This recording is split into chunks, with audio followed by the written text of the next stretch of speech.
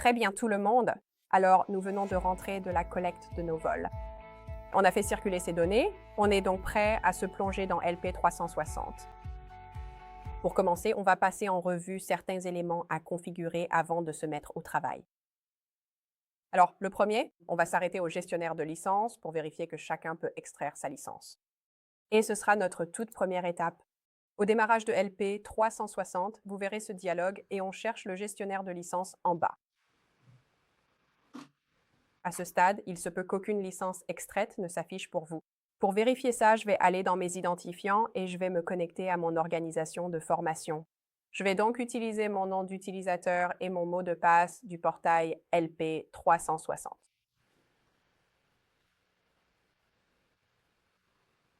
Connexion. En faisant cela, LP 360 va en fait récupérer la licence depuis votre portail. D'accord, donc là, tout le monde devrait être sur notre compte de formation. Mais pour ceux chez vous, vous verrez s'afficher ici la chaîne de licence spécifique à votre organisation. En cliquant sur OK, il m'indiquera s'il y a des problèmes de connexion. Dans ce cas-ci, non. Il a pu la récupérer avec succès. Si vous allez sur le terrain collecter vos données, vous voudrez peut-être utiliser votre licence en itinérance sans connexion Internet, mais attention au nombre de jours, car une fois en itinérance sur votre ordinateur, elle ne peut être retirée qu'après ce délai ou par un retour manuel. Donc, si votre ordinateur tombe en panne ou si vous partez en vacances, cette licence restera active ici. Personne ne peut la retirer à part vous. Mais comme nous sommes au bureau avec une connexion Internet, je ne vais pas utiliser l'itinérance. Mais je vais quand même extraire cette licence de drone. C'est celle dont on aura besoin aujourd'hui, notre licence de drone. D'accord. Une fois l'extraction réussie, je vais la fermer. Vous devriez voir ce petit dialogue de démarrage réapparaître. Mais comme je l'ai dit, on va voir les paramètres du projet avant même d'importer nos cycles. Je vais donc cliquer sur Annuler ici. Je vais monter dans mon ruban de projet et chercher le bouton Paramètres. Le bouton Paramètres, d'accord. La toute première chose qu'on veut configurer est notre dossier racine de projet par défaut. Ce sera l'emplacement que LP 360 utilisera automatiquement pour vos projets. Par exemple, je vais faire plusieurs formations en décembre, donc je veux un dossier dédié pour que chaque projet créé y aille. Si vous savez qu'un gros site de projet arrive, vous pourriez y avoir plusieurs projets LP 360. Vous voudrez peut-être créer un dossier spécifique pour celui-là. Je vais cliquer sur les 3 points ou l'ellipse ici et je vais aller dans mon dossier de formation. Vous voyez que j'en ai pour novembre et octobre, mais pas pour décembre, donc je vais en créer un. Donc, formation de décembre. Désormais, tous les nouveaux projets que je créerai iront à cet endroit. Cela facilite l'organisation et permet de localiser vos projets plus tard. Dans l'onglet Global, car je sais que certains utilisent d'autres types de logiciels, vous voudrez peut-être modifier le zoom de la molette ici pour l'inverser. Si vous avez l'habitude d'AutoCAD ou autre, vous pouvez le modifier ici. Ensuite, je veux que vous configuriez cet email de notification. Notez bien que ce n'est pas le même email que celui indiqué juste ici. Celui-ci sert en fait à vous envoyer des notifications et autres. Et si LP 360 plante, perdant la connexion au serveur de licence, il utilisera cet email pour envoyer le rapport d'erreur à nos développeurs afin qu'on comprenne le problème et vous aide plus vite. Je vous recommande donc de configurer cet email dès maintenant. Le suivant sera votre répertoire de travail. C'est nécessaire pour le traitement multicycle et pour vos TrueView 540 et TrueView Go. Comme mentionné, il y a un outil spécifique de traitement de capteurs qui utilise ce répertoire. Il peut se trouver n'importe où sur votre machine. J'ai créé un dossier de travail avec un dossier temporaire à l'intérieur. Ce n'est pas un emplacement prédéfini, c'est là où vous le souhaitez. La suite se passe dans notre onglet TrueView. C'est là que doit se trouver le fichier téléchargeable dont j'ai parlé. Il s'agit de celui-ci, juste là. C'est l'exécutable postpacqc.exe. Si vous l'avez déjà téléchargé mais pas encore lancé, je vous demande de l'exécuter maintenant. Cela créera un dossier au même endroit sur votre machine que sur la mienne. Il est donc stocké au même emplacement. En cliquant sur ces points, même si c'était vide, ça m'amènerait direct à cet endroit. Pour passer à une nouvelle version ou autre, je peux aller dans mon dossier Applanix ici. C'est ici que se trouvent toutes les versions que j'ai installées. D'accord, elles sont toutes là, stockées au même endroit, peu importe la machine utilisée. Cherchez simplement le QC suivi du numéro le plus récent. Pour nous, en ce moment, c'est le 9.4. D'accord. Assurez-vous simplement que c'est ouvert. Il trouvera automatiquement cet exécutable dans ce dossier. Vous n'avez même pas besoin de le chercher. Il suffit de l'emplacement du dossier, vous l'ouvrez et c'est fini pour cette partie. Je n'ai rien sur la première ligne pour les paramètres QC. Alors, celle-ci, juste là, celle-ci concerne en fait le traitement local. Le traitement local n'est configuré que pour des charges utiles spécifiques. On les appelle généralement modèles classiques ou certains de nos modèles traditionnels. Donc, ce n'est pas requis pour tous les utilisateurs. Vous êtes donc informé au moment de l'achat. Si vous avez un processeur local pour votre charge utile spécifique, s'ils ne vous disent pas que c'est local, cela passera par le cloud. Vous n'avez pas besoin de ce deuxième exécutable. Le suivant est l'onglet EXP. Il y a donc quelques points dont je veux parler ici. Donc tout d'abord, si vous avez une clé Agisoft Metashape, c'est-à-dire que vous comptez utiliser Agisoft Metashape sur votre machine via LP360, vous devez faire le activation ici. D'accord? C'est donc quelque chose que vous voudriez configurer. Tous nos utilisateurs ne l'ont pas, ou si vous traitez via le cloud, vous n'avez pas forcément besoin de cette clé. La dernière chose dont je veux parler, ce sont nos paramètres de pyramide. D'accord. Donc, si vous savez que votre ordinateur a un stockage limité, je veux que vous notiez que sous mon LPLAS, le mien est réglé sur sauvegarde car je n'aime pas qu'il écrase mes fichiers.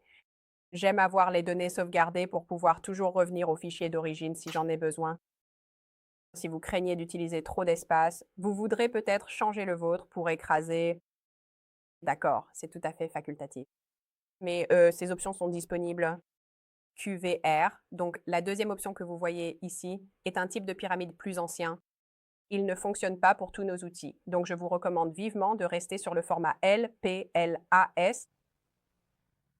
Est-ce que quelqu'un a des questions sur les paramètres que nous venons de passer en revue? Oui. Devrais-je aussi mettre ma machine sur sauvegarde au lieu d'écraser? C'est tout à fait facultatif. Comme je l'ai dit, je préfère la sauvegarde simplement parce que vous aurez toujours une deuxième copie de vos données d'origine. J'aime pouvoir revenir en arrière si besoin, mais vous pouvez utiliser l'option d'écrasement. Beaucoup de nos techniciens l'utilisent aussi. Très bien. Donc, une fois que tout cela est fait, je vais juste cliquer sur Appliquer et OK pour pouvoir fermer ceci. Et maintenant, nous allons configurer notre archive car son emplacement doit être prédéterminé avant de pouvoir l'utiliser. Je vais donc aller dans mon onglet Capteur. Je vais aller dans mon gestionnaire d'archives, juste ici. Et quand j'ouvre ceci, vous remarquerez peut-être que j'ai déjà beaucoup d'emplacements. Donc, votre archive n'a pas besoin d'être un emplacement sur votre machine. Cela pourrait être un emplacement réseau. Cela peut être n'importe où vous le souhaitez. Vous pouvez d'ailleurs voir que j'ai un emplacement réseau pour chaque type de capteur que nous avons ici chez GeoQ. Mais j'en ai aussi un configuré pour toutes les formations que j'ai faites ces derniers mois.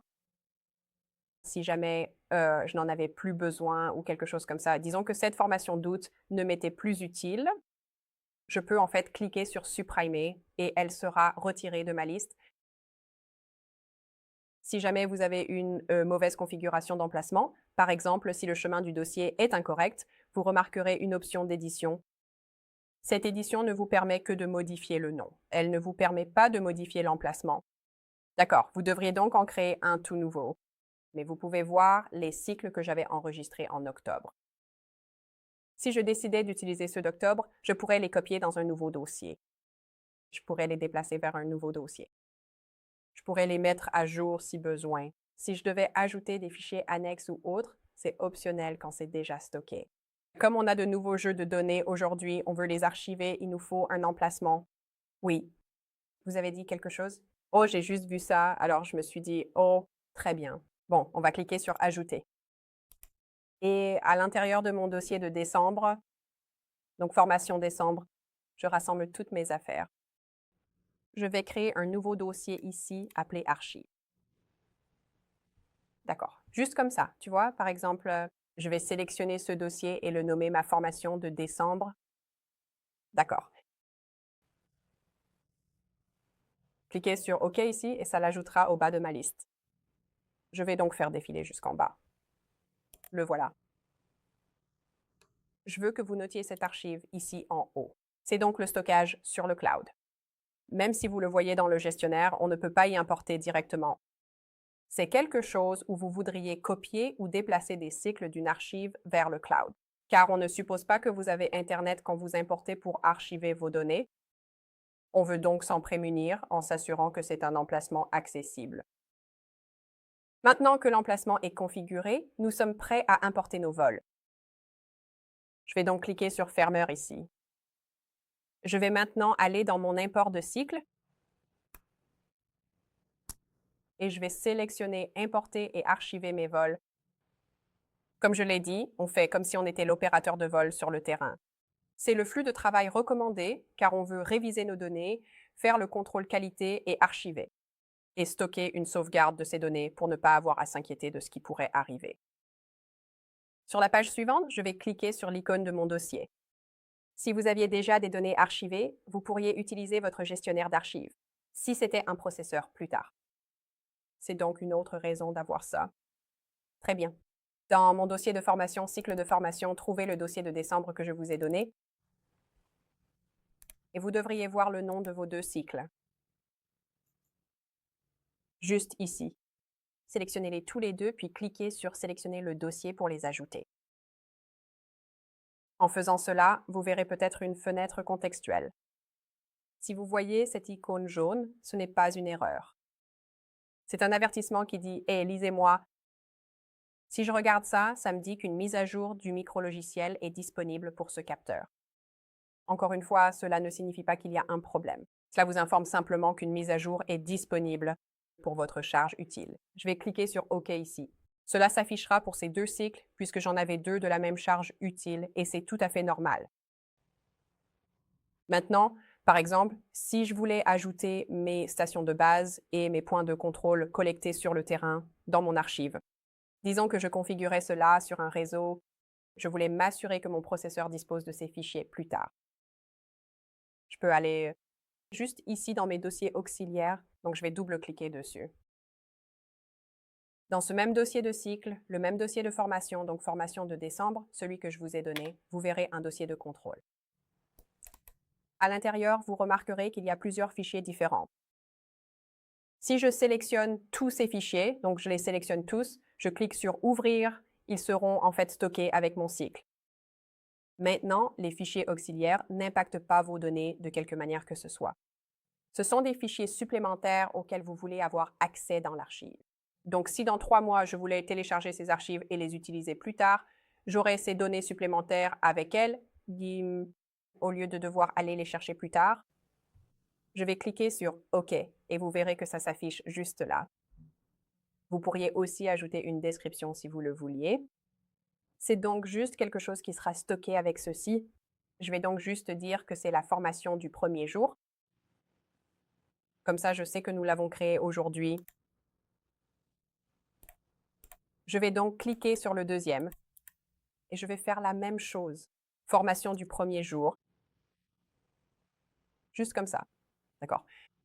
La zone serait si peut-être vous avez votre projet segmenté en quartiers ou quelque chose comme ça, vous aviez un indicateur de la section. Vous pourriez toujours venir ici et entrer cela comme zone, mais c'est tout à fait facultatif. Vous n'êtes pas obligé de le faire. Sur la page suivante, vous pouvez ajouter vos observations de stations de base. Nous ne les utilisons pas aujourd'hui, mais je veux qu'elles soient stockées avec mon archive. D'accord, je vais donc les ajouter pour qu'elles soient stockées avec ces données pour une utilisation ultérieure. Alors, pas la formation de décembre, cycle de formation, formation de décembre, base. Vous verrez donc un dossier de base. Il contiendra nos observations de base. Ainsi, encore une fois, cela sera stocké avec cette archive. Je n'ai pas à m'inquiéter d'avoir à les retrouver plus tard. Mais si vous êtes sur le terrain et n'avez pas vos observations de station de base, vous pouvez omettre cette étape, car, encore une fois, nous ne les utilisons pas aujourd'hui. Très bien. Enfin, nous allons configurer le nom de notre projet. Vous pouvez voir ici qu'il récupère le dossier racine du projet que j'ai spécifié plus tôt. Je n'ai donc pas besoin de spécifier un emplacement, je n'ai qu'à spécifier le nom. Je vais donc appeler celui-ci premier jour en personne pour savoir exactement quand je l'ai créé, parce que nous organisons ces formations chaque mois, donc j'essaie de les garder sur le même modèle. Maintenant, si vous voulez bien patienter un instant, je vais parler de mes systèmes de coordonnées et je les reverrai demain également. Mais je vais vous apprendre à utiliser ce menu déroulant et la boîte de dialogue du système de coordonnées. Disons par exemple que j'ai ici un système de coordonnées qui ne me convient pas. Peut-être que je l'ai sélectionné par erreur ou que je n'en aurai plus jamais besoin. Si vous voulez le retirer de votre liste déroulante, car elle devient assez longue, cliquez sur ce bouton X pour le supprimer de votre liste. Maintenant, quand c'est vide comme ça, vous savez, il vous faut bien sûr des coordonnées avant de pouvoir importer.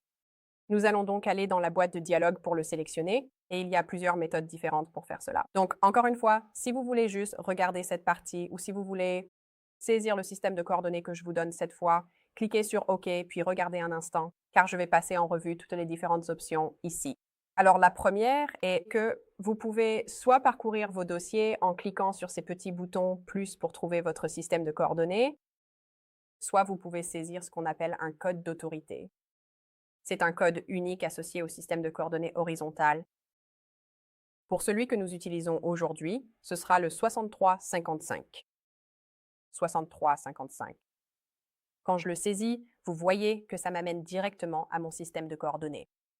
Si vous voulez trouver ce code pour votre propre système, allez dans la description, descendez tout en bas et ce sera le dernier code d'autorité listé pour l'horizontale. Ce ne sera pas pour la verticale, seulement pour le système de coordonnées horizontal. Pour la verticale, nous allons utiliser les mètres ellipsoïdaux. À partir de là, vous pouvez simplement cliquer sur OK. Ce sera celui que nous utiliserons. Mais je vais en fait cliquer sur Enregistrer le PRJ. Je vais donc enregistrer ceci. Je pourrais même l'inclure comme fichier auxiliaire si je le voulais. Mais dans mon dossier de formation, je vais juste le mettre dans l'archive elle-même et l'appeler Alabama Mètre. D'accord, je vais annuler ça pour que vous puissiez voir que c'est complètement vide. Maintenant, rappelez-vous, j'ai sauvé ce fichier PRJ et vous pourriez le stocker plus tard. Vous pourriez le donner à un collègue peut-être, à un client ou à quelqu'un qui doit avoir le même système de coordonnées que vous. Ils peuvent revenir ici, cliquer sur Sélectionner à partir d'un fichier, cliquer sur les 3 points et aller chercher le PRJ que vous avez sauvé. Ensuite, cliquez sur Ouvrir et tout le système de coordonnées s'affichera. Vous pouvez alors cliquer sur OK et cela remplira votre boîte de dialogue. Voilà donc les options pour intégrer votre système de coordonnées. Bien, passons à notre page suivante et finale. Nous allons choisir dans quelle archive nous voulons que nos données aillent. Rappelez-vous, j'ai créé celle de décembre. Elle est donc tout en bas de ma liste. Il y aura une dernière page pour nous permettre de confirmer tous les détails. Vous pouvez donc voir les observations de ma station de base. L'une indique plusieurs fichiers et l'autre n'en indique qu'un. C'est parce qu'il peut analyser les heures de début et de fin de ces fichiers et identifier quelle station de base est associée à quel cycle. Il va donc gérer tout cela pour nous. Vous pouvez aussi venir ici et saisir votre repère de référence. Encore une fois, nous ne l'utilisons pas aujourd'hui, nous le saisirons demain. Vous pouvez consulter les autres détails de votre cycle, comme son chemin, des choses comme ça. Une fois que vous avez confirmé que tout est correct, cliquez sur Terminer pour lancer l'importation et l'archivage. Cela peut prendre un peu de temps. Nous allons donc rester en silence pendant que ça se fait. Oui, c'est très amusant, je sais. Quand vous avez mis votre système de référence, avez-vous mis quelque chose pour la verticale? La verticale était en mètres ellipsoïdaux. D'accord. Vous devez vous assurer que le système de coordonnées que vous sélectionnez se cadre, donc le NAD 83 2011, celui qu'on a choisi, et celui de votre station de base. C'est là que vous devez vous assurer que ce cadre correspond. Ce serait donc celui dans lequel vous avez collecté votre station de base. Votre géomètre serait donc ce qui a été fait, ou votre opérateur de terrain.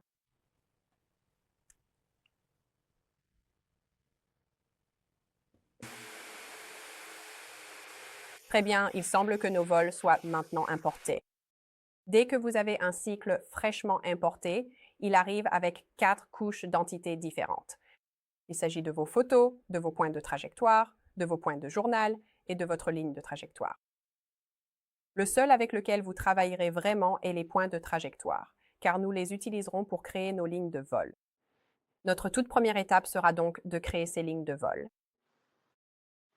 Je veux que vous trouviez l'outil de création automatique de lignes de vol. Nous allons en fait nous déplacer de gauche à droite sur ce ruban. Et cet outil vous permet de créer des lignes de vol pour plusieurs cycles en même temps. Si vous en avez plusieurs dans votre projet, vous pouvez les modifier et les créer d'un coup. Nous avons 3 paramètres différents pour cela. Le premier sera donc votre longueur minimale. Ce sera la longueur minimale souhaitée pour votre ligne de vol la plus courte. Vous avez votre rayon de virage qui coupera vos lignes de vol à l'écart des virages détectés. Et puis vous avez votre déviation maximale. Si votre ligne dévie vers le haut, le bas, la gauche ou la droite de, ici, 10 mètres, elle sera coupée en deux. Si vous suivez le terrain, augmentez cette valeur pour éviter que votre ligne ne se fragmente en plusieurs petites. D'accord, si vous voulez estimer votre longueur minimale, vous pouvez utiliser l'outil de mesure juste ici. Une petite astuce que j'aime faire est de mettre cette fonctionnalité en pause pendant la mesure. Je vais donc faire un clic gauche, trouver le bas de ma ligne, puis je fais un clic droit pour suspendre la fonction, parce que sinon, elle continuera à suivre mes mouvements partout. Vous pouvez ensuite regarder ici en bas et ce sera cette mesure estimée. Donc dans ce cas, c'est environ 100 mètres. Comme cela va s'éloigner de nos virages, nous voulons arrondir un peu à l'inférieur. Alors peut-être que je veux utiliser 90 ou quelque chose comme ça. Je vais donc repasser sur mon panoramique car je ne veux pas que l'outil de mesure me suive partout. Et je vais taper 90 ici et je vais laisser les deux autres à 3 et 10. Je vais ensuite cliquer sur le bouton « Calculer les lignes de vol » et cela créera les lignes avec ces paramètres. Maintenant, avec cet outil, vous pouvez l'exécuter autant de fois que vous le souhaitez. Si par hasard vous n'étiez pas satisfait de votre rayon de virage ou si l'écart maximal a fragmenté vos lignes, vous pouvez modifier ces réglages et lancer cet outil autant de fois que vous le voulez. Maintenant, il existe un moyen de modifier et de créer manuellement des lignes de vol.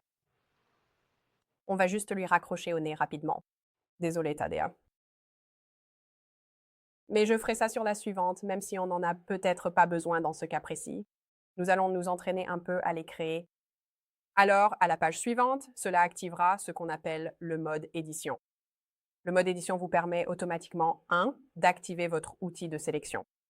Le mien est réglé sur le polygone, mais si vous voulez changer le type d'outil de sélection que vous avez, vous pouvez le faire ici.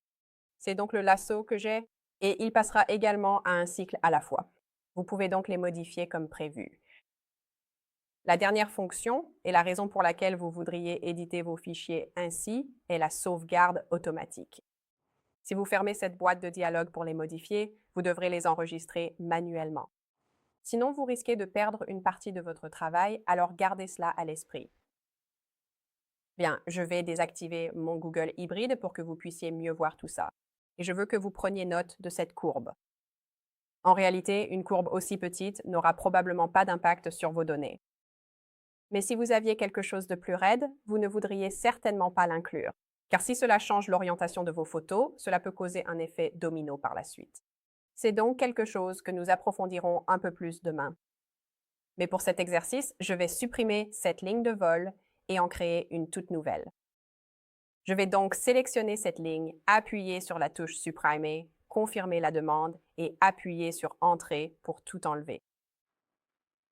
Maintenant, pour en créer une nouvelle. Je vais aller dans ma table des matières, trouver la couche de ligne de vol activée et regarder juste en dessous. Vous verrez les points de trajectoire. Nous allons activer cela. Je vais sélectionner un point au début de ma ligne, maintenir la touche CTRL, en choisir un à la fin, puis cliquer sur ligne de vol manuelle. Donc ce bouton juste ici, cela va en fait numériser cette nouvelle ligne. D'accord? Je vais donc vérifier mes deux autres. Disons pour cet exemple que je n'aime pas celle-ci. Je vais sélectionner la ligne de vol, supprimer et entrer. Sélectionnez le premier point de trajectoire. Maintenez la touche CTRL. Sélectionnez le second. Ligne de vol manuelle. D'accord. Et comme je l'ai dit, cela enregistrera automatiquement mes modifications. Vous verrez aussi que le statut est passé à modifier, donc je sais sur laquelle j'ai travaillé. Même avec 10 couches de lignes de vol, vous pouvez vous y retrouver sans deviner.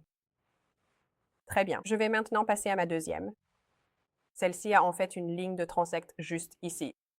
Il ne faut jamais les inclure. Généralement, elles sont parcourues à une vitesse différente. Vous aurez beaucoup plus de mouvements dynamiques. Il n'y a donc probablement pas de bonne trajectoire sur cette ligne de vol. Nous voulons donc retirer cela d'ici.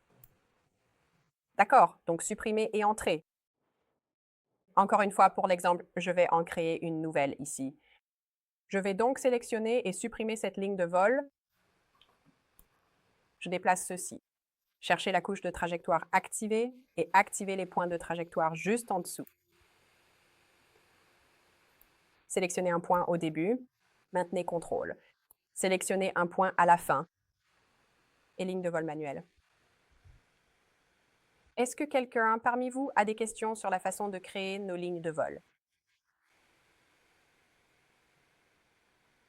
Si vous n'avez pas de questions, nous allons fermer. Oui, ces nouvelles lignes de vol. Pourriez-vous en créer une transversale à votre trajectoire réelle? Non, cela doit correspondre à l'endroit où vous avez volé. Cela doit donc suivre votre parcours physique. Oui, car cela contient des données sur votre trajectoire. C'est pourquoi il est capable de générer ces informations. La couche de ligne de vol sert à rogner les données LAS pour ne garder que les lignes droites. Vous avez ainsi beaucoup plus de chances d'avoir un mouvement cohérent. Votre couche LAS paraîtra donc plus uniforme par rapport à... Si vous ralentissez, accélérez ou tournez, cela peut changer la densité des points. En général, nous ne voulons pas inclure ces informations. Bien, l'étape suivante consiste à cliquer sur le bouton de traitement du capteur. Si le géocodage sur le terrain ne vous intéressait pas, vous pourriez juste faire la trajectoire parce qu'aujourd'hui, nous allons effectuer la vérification complète. Nous allons examiner le rapport de trajectoire et vérifier que le LAS couvre notre zone d'intérêt. Nous nous assurons donc qu'il n'y a pas de lacunes ou de choses de ce genre. Le traitement du capteur permet donc ce traitement multicycle dont j'ai parlé. Et on dirait que je l'ai fait planter. Alors, comme je l'ai dit plus tôt, ça lit l'email que j'ai mis dans mes paramètres. C'est donc en fait très important. Je pourrais ainsi dire aux développeurs ce que je faisais. Je vais donc dire ouverture du traitement du capteur et ça a planté. Pas besoin d'être long, mais mettre une description nous indique ce que vous faisiez et permet à nos développeurs de corriger ça dans LP 360 s'il y avait un problème en cours. C'était peut-être un stockage de trop de mémoire qui a causé le plantage. Peut-être qu'il y a eu une erreur d'opération dans le code ou un truc du genre. Mais je peux très facilement rouvrir mon projet. Voilà donc mon premier jour en personne. Et essayons ça à nouveau.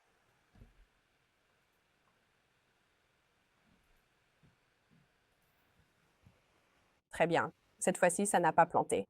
Comme vous le voyez, c'est parfois juste un ensemble de circonstances ou d'étapes uniques qui font que LP 360 s'en mêle un peu les pinceaux. Et avoir ce paramètre avec cet email vous permet de communiquer avec nous sur ce qui se passe sans rien avoir à faire. OK, comme je l'ai dit, on va faire le traitement de trajectoire QC et on va géocoder parce qu'on veut voir où se trouve réellement notre LAS. Sur la page suivante, je vais configurer mes paramètres pour la trajectoire. Pour ce faire, je vais cliquer sur la petite icône d'engrenage ici. Ça va s'ouvrir et se mettre par défaut sur base unique. Mais rappelez-vous qu'aujourd'hui, on agit comme si on était le pilote sur le terrain. On veut passer au processus QC uniquement et vous verrez que les autres paramètres disparaissent. C'est parce que ça va générer un rapport pour toute l'étendue de notre ligne de vol ou de notre vol. Et c'est ce qu'on veut que ça fasse. À la page suivante, on nous demande juste de confirmer ces détails. Vous voyez ici que le mode est QC uniquement et que ça va s'exécuter localement sur votre machine. C'est ce qu'on veut que ça fasse. Je clique sur OK et vous noterez que le statut passe à éditer et n'est plus en rouge. Comme ça, il ne nous demande plus d'informations supplémentaires. Comme je vais utiliser les mêmes paramètres pour mon second cycle, je vais cliquer sur l'outil Copier ici. Je peux sélectionner le deuxième et y coller exactement les mêmes paramètres. Il va donc demander une confirmation ici. Il me demande si je veux vraiment faire ça. La réponse est oui. Et comme ça, je n'ai pas à rouvrir cette boîte de dialogue. Je n'ai pas à m'en occuper. Si vous remarquez que cette boîte ne s'est pas ouverte ou qu'elle ne lit qu'un seul cycle, c'est parce que vous n'avez pas de licence illimitée. La licence illimitée active donc la fonctionnalité de traitement multicycle. D'accord? D'accord? Vous devriez être sur notre compte de formation en haut à droite. Quelle organisation est indiquée pour vous? C'est écrit le vôtre. D'accord. Vous pouvez toujours nous suivre. Ce seront les mêmes réglages. Si vous voulez, pour demain, on peut vous mettre sur le compte de formation pour tester l'illimité, parce que vous aurez accès à nos licences. Je ne sais pas pourquoi vous ne l'avez pas. Vous auriez dû être transféré. Mais oui, je devais recevoir un autre email et je ne l'ai jamais eu. Euh, pour un second email pour le compte de formation ou autre. D'accord. Donnez-moi votre email et je demanderai à quelqu'un de régler ça au déjeuner. tony.sheffield@holcim.com. Vous avez dit Sheffield? D'accord. Ouais, ça ne sera pas long. Je dois juste voir quelqu'un qui a les droits d'admin pour vous transférer. Mais quoi qu'il en soit, vous pouvez faire les mêmes étapes sur un seul cycle. C'est demain qu'on va vraiment tout approfondir. Donc, dans tous les cas, vous pourrez nous suivre aujourd'hui. Très bien, ces réglages sont terminés. On va maintenant regarder nos paramètres de géocodage. Je ne vais rien changer ici, donc vous pouvez simplement regarder. Je vais juste vous les expliquer et je les reverrai aussi demain. Alors, très bien, je vais ouvrir tout ça. Vous voyez, c'est ici qu'on saisit notre angle de coupe. Pour la plupart des unités TrueView, ce sera 40 degrés, mais si vous utilisez le 540 par exemple, il faudra peut-être le réduire, juste pour être sûr de n'avoir que les points colorisés, sans prendre les points extérieurs hors du champ de vision. Si vous vouliez que ça aille plus vite sans la colorisation, vous pourriez désactiver ça si besoin. Pour l'exercice d'aujourd'hui, on laisse tout activer car on vérifie la colorisation et la couverture du nuage. Mais comme je l'ai dit, c'est optionnel et on peut coloriser en dehors de ça. Maintenant, vous allez voir une fenêtre, c'est une autre icône, la petite bleue. Celle-là demande votre confirmation. Avant de poursuivre cette étape. Elle me dit qu'il y a un fichier de calibration plus récent pour ce cycle. Est-ce que je veux l'utiliser? La réponse est toujours oui. Lisez-les quand même pour être sûr de ce que vous validez, mais c'est tout. Vous verrez que celui-ci est marqué édité et l'autre par défaut. Quand je cliquerai sur Envoyer au gestionnaire, il me demandera pour le second cycle car je n'ai pas validé. C'est ce que je voulais faire. Le PPT ou trajectoire post-traité, ce seront nos tâches de trajectoire. Je vais cliquer sur OK ici. Et maintenant, il fait le géocodage. Voici donc la deuxième tâche. Elle me demande la même chose. Est-ce que je veux utiliser le dernier fichier de calibration? La réponse est oui. Je peux ensuite ouvrir mon gestionnaire de tâches et je devrais voir ces tâches apparaître. Maintenant, en ce moment, j'ai toutes les tâches que j'ai déjà exécutées ouvertes dans LP 360. Si je souhaite n'afficher que celles qui sont activement en cours, je peux venir ici, là où il est indiqué État. Je peux en fait désactiver toutes mes tâches terminées et échouées. Ainsi, il n'affiche que celles qui sont en cours et celles qui sont en file d'attente, qui sont prêtes, donc en gros celles qui requièrent mon attention. Cliquez sur OK et ainsi vous n'avez pas à regarder toutes ces autres tâches si vous n'en avez pas besoin. D'accord, nous allons donc voir qu'une de nos tâches PP est déjà terminée, c'est donc notre trajectoire post-traitée. Je vais donc sélectionner cela et cliquer sur Terminer la tâche. Et ensuite, il va me demander si je veux consulter ce rapport. La réponse est toujours oui. Regardez ces rapports. Il est très important que vous vérifiez votre trajectoire. Je vais donc cliquer sur oui ici et cela va l'ouvrir. D'accord. Maintenant, cela va être différent de notre rapport que nous verrons demain, mais je vais quand même parcourir ces informations de la même manière que je le ferais s'il s'agissait de mes données réelles que je venais de collecter. Je vais donc zoomer un peu ici pour que vous puissiez voir un peu mieux, mais je veux que vous preniez note du nom du projet. C'est en fait le nom de votre cycle. D'accord, si vous regardez plus bas dans le mode de traitement, vous verrez où il est indiqué non traité. C'est ainsi que nous savons qu'il s'agit de notre contrôle qualité uniquement. D'accord. La prochaine étape que je vais faire est d'aller au contrôle qualité des données du rover. D'accord, contrôle qualité des données du rover. Vous remarquerez que je consulte par mon plan plutôt que de faire défiler les pages. De cette façon, je m'arrête à des titres très spécifiques en cours de route. Maintenant, ce que nous regardons ici, c'est en fait ce premier graphique, n'est-ce pas? C'est donc ce qui nous montre notre verrouillage satellite pendant le vol. Maintenant, ce que nous recherchons, c'est de nous assurer qu'à tout moment, nous avons au moins 3 lignes vertes pleines. Cela signifie que nous avons au moins 3 satellites à 30 degrés au-dessus de l'horizon pour ce verrouillage satellite. Maintenant, tous ces petits tirets rouges que vous voyez au début, c'est en fait le moment où nous allumons le capteur. Et c'est ce qu'on appelle un saut de cycle. Un saut de cycle se produit lorsque vous perdez la connexion avec les satellites. Vous pouvez en fait en voir quelques-uns tout au long de notre vol. Tant que ce motif que vous voyez ici n'est pas visible au milieu de votre vol, tout va bien. Cependant, si je voyais une ligne droite de tirets comme celle-ci au milieu de mon vol, je voudrais recommencer le vol. Parce que cela signifie que vous avez perdu la connexion avec ces satellites à ce moment-là.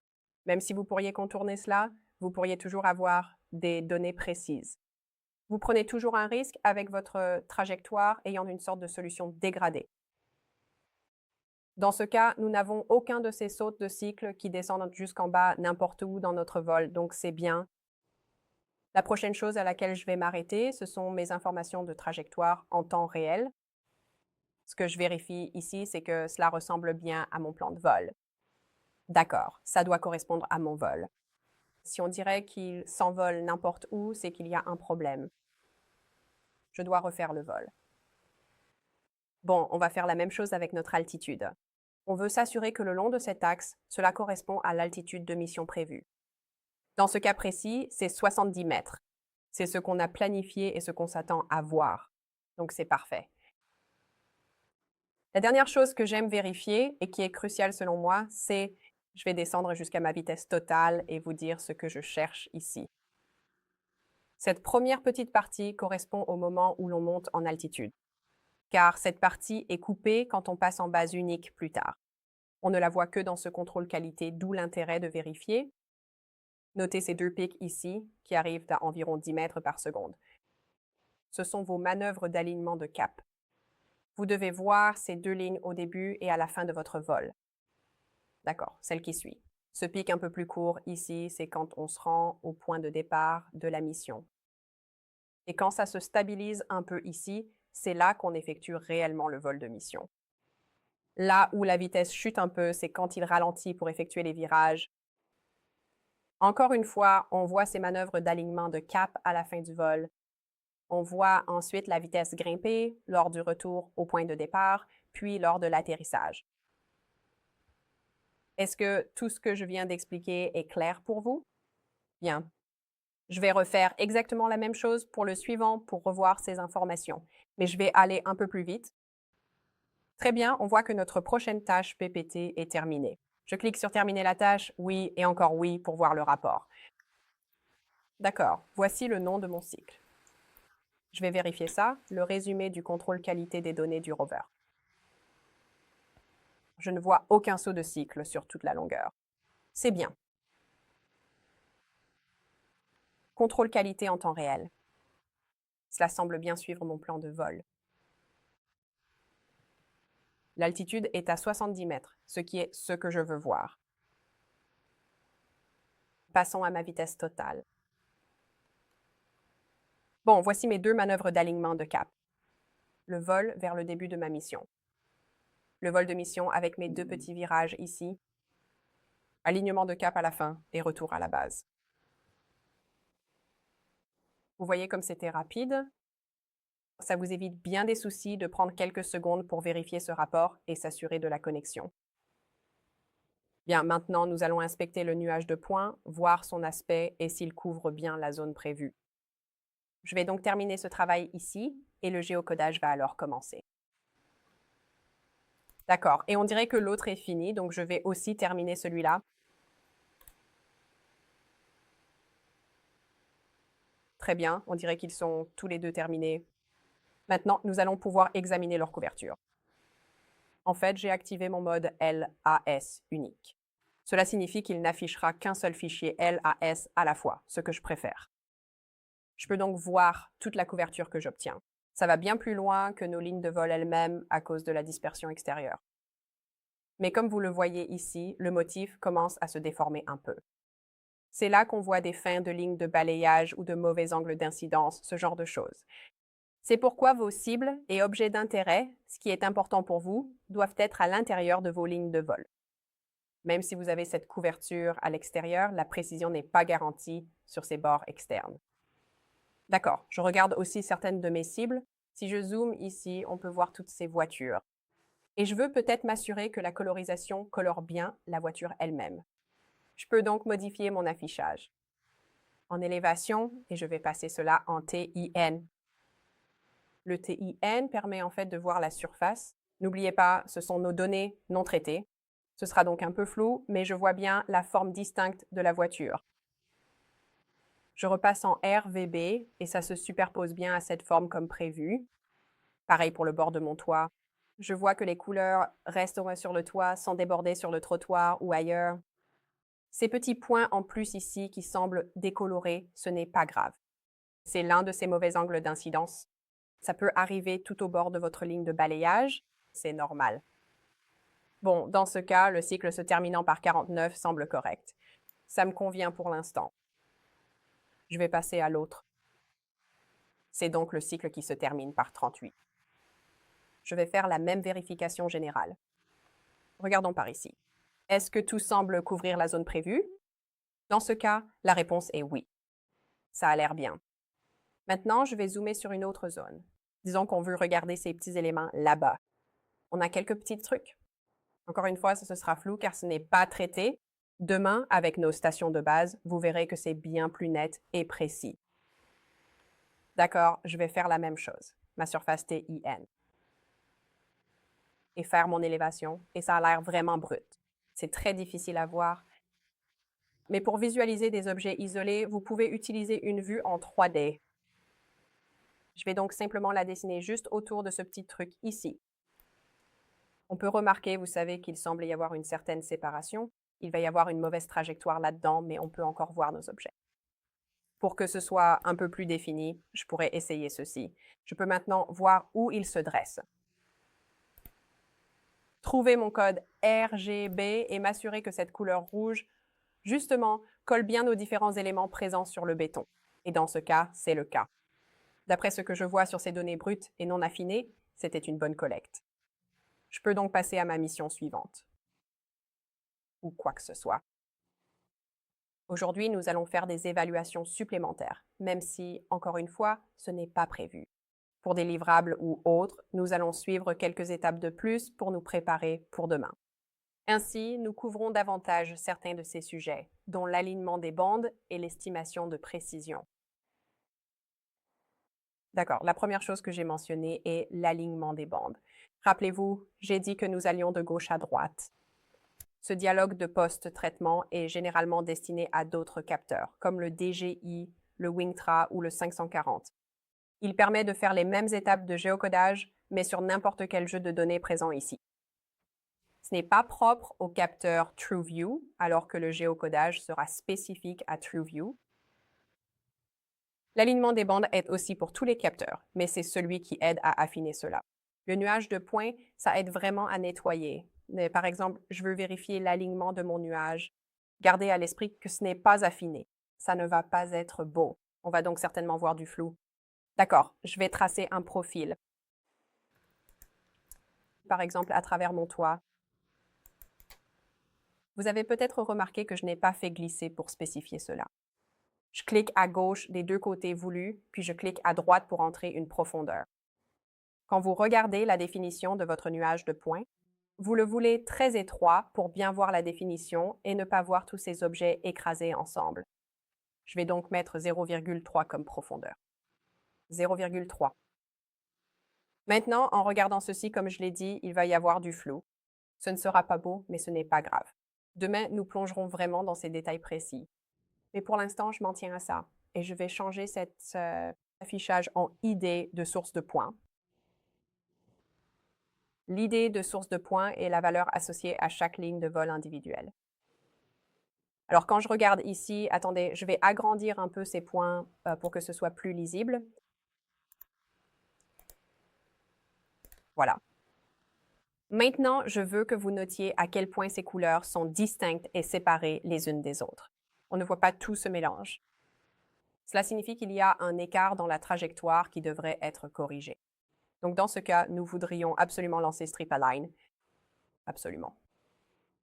Maintenant, je peux vérifier mon autre nuage de points sans rien déplacer. Je vais donc aller juste ici sur ma couche LAS active parce que, rappelez-vous, j'ai activé mon mode LAS unique et je vais juste passer à l'autre.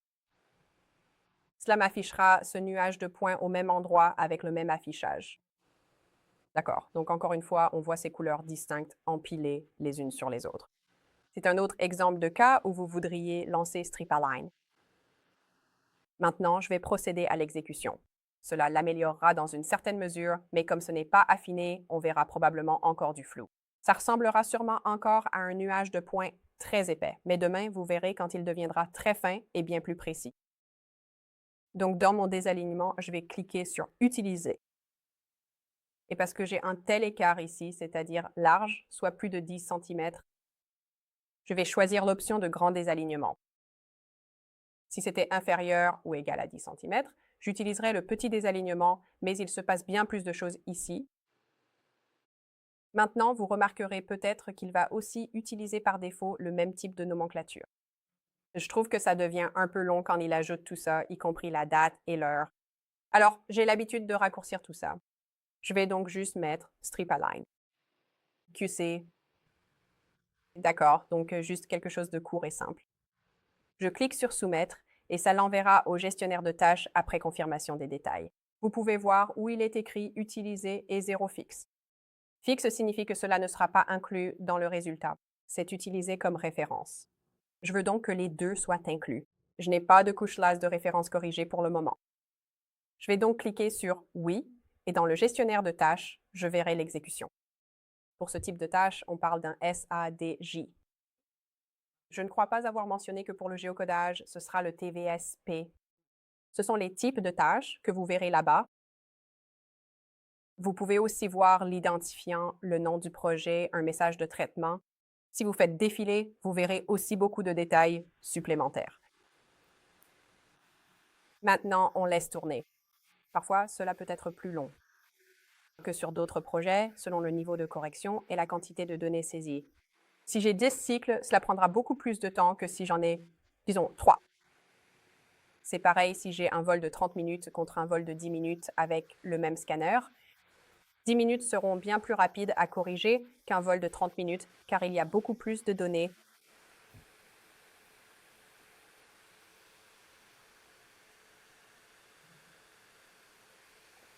Si vous vouliez surveiller le statut d'un peu plus près, vous voyez ce petit bouton plus. S'il apparaît, c'est qu'il y a des sous-dossiers et il y a plusieurs éléments qu'il va lancer pour exécuter l'ensemble de cette tâche.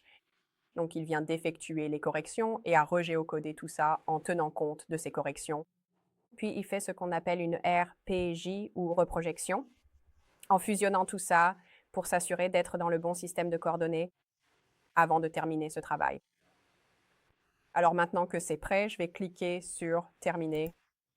Oui, et ça va l'ajouter directement à ma couche de cartes. Très bien. Maintenant, regardez ceci. Voici notre couche d'alignement de bande après l'avoir fait avec ces deux nuages de points non traités. Maintenant, pour bien souligner la différence, je vais en fait changer mes graticules. C'est ce que cette petite icône active, ce petit quadrillage. Je vais maintenir la touche contrôle et cliquer sur ce bouton. Et je vais en fait changer cela pour 1 ou 0,1 mètre. D'accord? Comme ça, vous pouvez vraiment voir les mesures que nous regardons ici. OK, donc ça va faire 10 cm, quelque chose comme ça. Bien, je vais maintenant basculer entre eux pour que vous voyez l'écart que cela a permis de corriger. Voici donc le premier. Terrible. C'est vraiment décalé. C'est au moins 1 mètre, peut-être 1,50 m. Voici le deuxième. Encore une fois, c'est environ 1 mètre d'écart ici. Et avec ces corrections de l'outil d'alignement, Non seulement il a regroupé les lignes de vol, mais il a affiné la trajectoire de façon significative pour nous donner un nuage de points bien plus précis. L'alignement de bande n'est pas un processus totalement optionnel. Si, par exemple, si je zoome ici, je veux que vous remarquiez comment toutes ces couleurs se mélangent. On ne voit pas de couleurs distinctes empilées sur une autre. Si votre nuage de points ressemblait à ça après le géocodage, pas besoin d'alignement car il est déjà aligné et précis. C'est prévu pour quand vous voyez ces couleurs distinctes s'empiler les unes sur les autres. Bon, c'est un exemple très extrême. Quand on fera ça demain, on verra le même écart, mais vous verrez qu'il est bien plus petit car il y a les corrections de notre station de base lors du calcul de trajectoire. Est-ce que quelqu'un a des questions sur l'alignement de bande? Oui, non, peut-être. Absolument pas. Très bien, très bien. Il est 11 heures, donc on aura probablement fini tout notre programme avant que le déjeuner n'arrive. Alors après le déjeuner, si vous voulez rester pour poser des questions ou autre chose du genre. Côté matériel, on pourra voir ça, et puis demain, on va reprendre les mêmes étapes, mais on ira beaucoup plus en profondeur. On aura bien plus d'infos à revoir dans notre rapport de trajectoire, donc on étudiera ça aussi. Ensuite, on passera à l'alignement des bandes du nuage de points affinés, au lissage, et à pas mal de classifications et de livrables demain. Demain sera une journée bien plus longue, alors préparez-vous à rester jusqu'à 14 ou 15 heures à apprendre des choses. D'accord. Maintenant qu'on a notre nuage de points alignés par bande, on peut faire notre évaluation de contrôle. Tout à l'heure, je vous ai donné un ensemble de fichiers. L'un d'eux est un fichier de forme. Si vous avez déjà un fichier de forme pour vos points de contrôle, allez dans le ruban projet et cliquez sur Ajouter des fichiers sous entité. Et vous pouvez l'ajouter directement comme ça. Pour cet exercice, par contre, on va utiliser le fichier CSV ou le fichier ASCII pour créer un nouveau fichier de forme. Pour ce faire, je vais aller dans mon ruban de points de contrôle et je vais cliquer sur Importer. Ça peut lire les CSV, les fichiers texte et d'autres formats du genre. Bon, je clique sur Ajouter ici. Je vais dans le dossier que je vous ai donné, celui de la formation de décembre, puis dans le dossier de contrôle. Vous devriez voir un fichier texte tout en bas. D'accord, c'est celui-là qu'on cherche. Quand je l'ouvre, les infos s'affichent ici en bas, mais vous verrez que le bouton suivant est toujours grisé.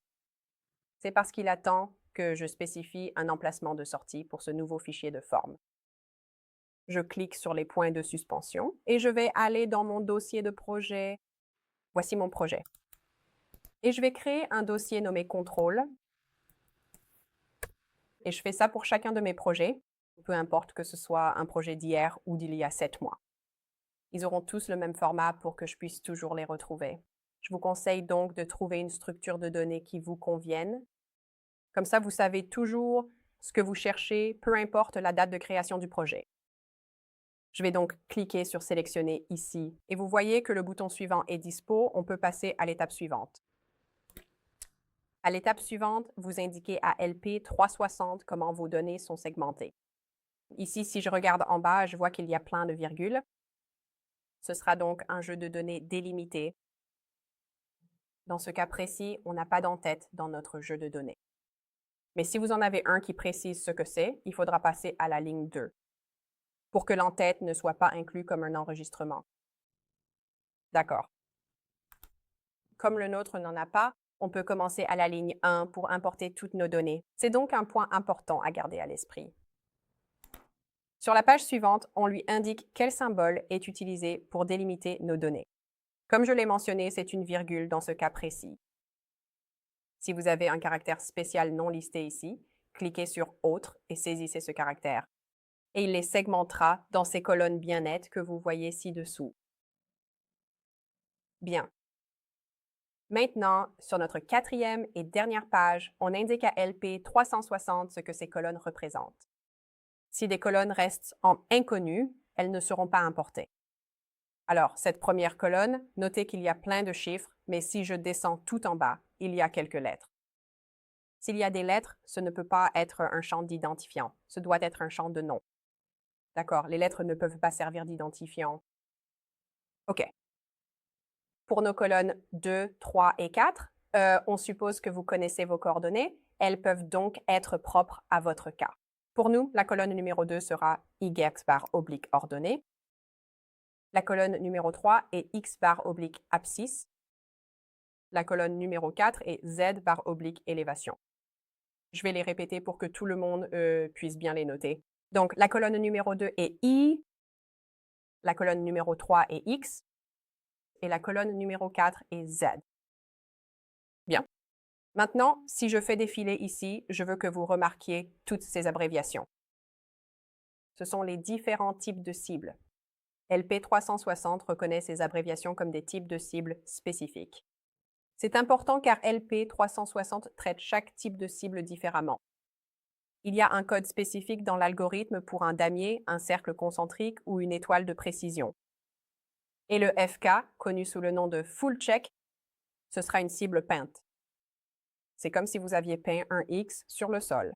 D'accord, il traitera tout cela différemment. Donc la colonne numéro 5 est le type. Sans précision, LP360 les traitera comme des cibles peintes et ne mesurera que le Z. Il ne détectera pas automatiquement le X et le Y.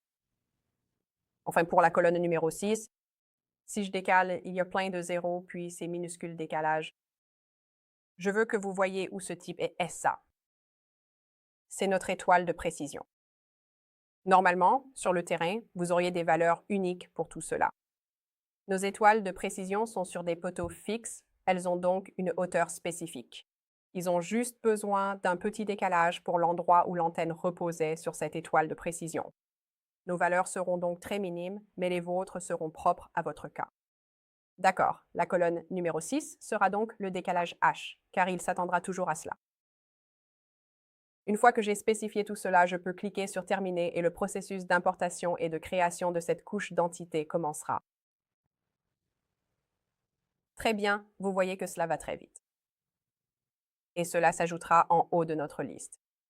Si, par exemple, vous vouliez modifier le nom dans votre projet sans que cela n'affecte le nom du fichier, je pourrais sélectionner cette couche, cliquer à nouveau et je pourrais changer le nom si je le voulais. Je pourrais donc simplement l'appeler point de contrôle. Je pourrais donc modifier cela comme je le souhaite. Et je peux aussi changer le symbole en double-cliquant sur le symbole lui-même. D'accord. Je pourrais donc changer ce que c'est, disons un réticule. Je peux l'agrandir. Je peux l'épaissir pour qu'il soit plus facile à voir et je pourrais aussi changer la couleur comme je le souhaite. D'accord, dans ce cas, je vais le laisser en rose car il devrait ressortir très facilement sur ce vert. Cliquez sur OK et vous verrez apparaître tous ces petits points roses. Une fois que c'est fait, vous devriez aussi voir que LP360 le détectera automatiquement ici et voilà notre couche LAS active. Nous voulons nous assurer d'utiliser notre couche d'alignement de bande pour ce processus. Alors, sélectionnez l'alignement de bande. Ça va se mettre à jour ici. Fantastique. Et je peux maintenant cliquer sur l'estimation de la précision. D'accord, cela ouvrira donc la boîte de dialogue pour que nous puissions commencer la mesure. Encore une fois, si vous voyez cette icône jaune, ce n'est pas un message d'erreur. C'est un avertissement qui dit « Hé, lisez-moi s'il vous plaît ». Maintenant, dans ce cas, cela nous informe